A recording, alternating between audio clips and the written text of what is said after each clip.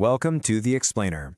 Today we are digging into a fascinating story about how one tech expert went from having a totally disastrous first experience with an AI agent to completely changing her life and her work with it.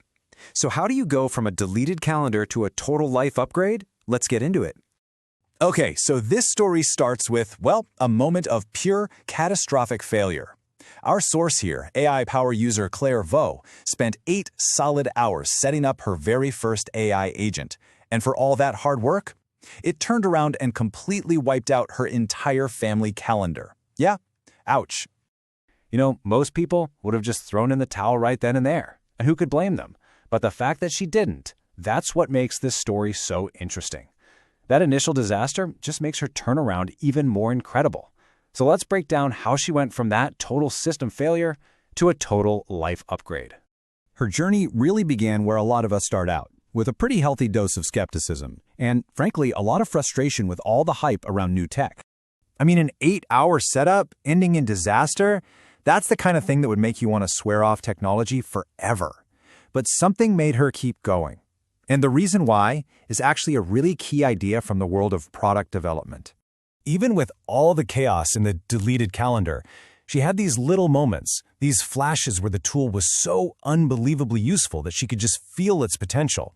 It was hiding right there, just underneath all those sharp, buggy edges. It was that feeling that, wow, there is something really special here, even if it's not perfect yet. So the huge turning point for her didn't come from some software update or a technical fix. Nope. It came from a complete 180-degree shift in her mindset about how to actually use the tool. She had this huge realization. The biggest mistake we all make is treating our AI like a single, all-knowing assistant. You just throw every random thought and task at it, and what happens? It gets overloaded with context and gives you pretty frustrating, pretty bad results. So here's the key. You have to think about it like you're managing a company. You wouldn't just dump all your work for every single department into one giant general channel, right? No, you create specialized teams for specific jobs. And that's exactly what you need to do with your AI. Okay, so let's take a look at how she actually built out this team of specialized AI employees. This is where the strategy really starts to click. She didn't just have one agent. She basically hired a whole team. She set up different agents for completely different parts of her life, giving each one a really clear job title and a super focused area of responsibility. And the results? They were instant and totally measurable.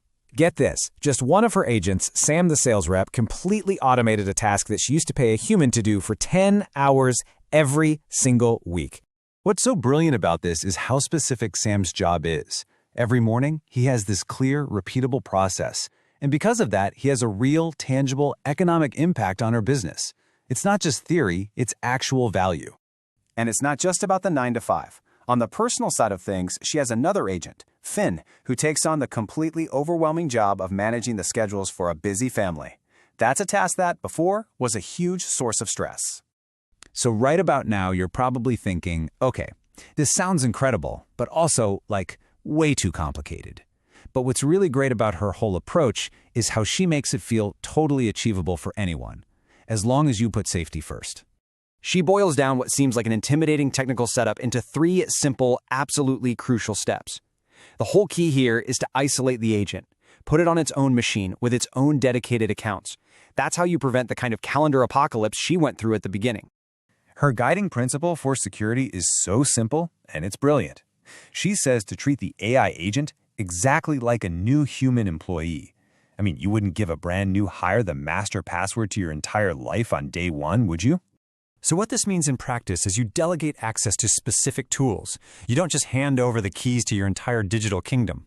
You start small, give it very limited permissions, and you build that trust over time, as it proves it can do the job reliably. So what's the big payoff here? What's the ultimate result of adopting this mindset of being a manager of AI agents? Well, it's about way more than just getting your to-do list done. All of these efficiency gains, they weren't just about saving time on her current work. They actually unlocked the mental space and the logistical capacity for her to take on brand new projects, things she felt way too overwhelmed to even think about starting before. It literally created new opportunities. Now, for someone who is constantly testing new AI tools, this is a huge statement. She compares the feeling of mastering this team of agents to the very first time she used ChatGPT. That tells you this isn't just an incremental improvement. It's a massive, fundamental leap forward in technology. So, if you're going to take anything away from this, it's these three things. First, you've got to think like a manager, not just a user.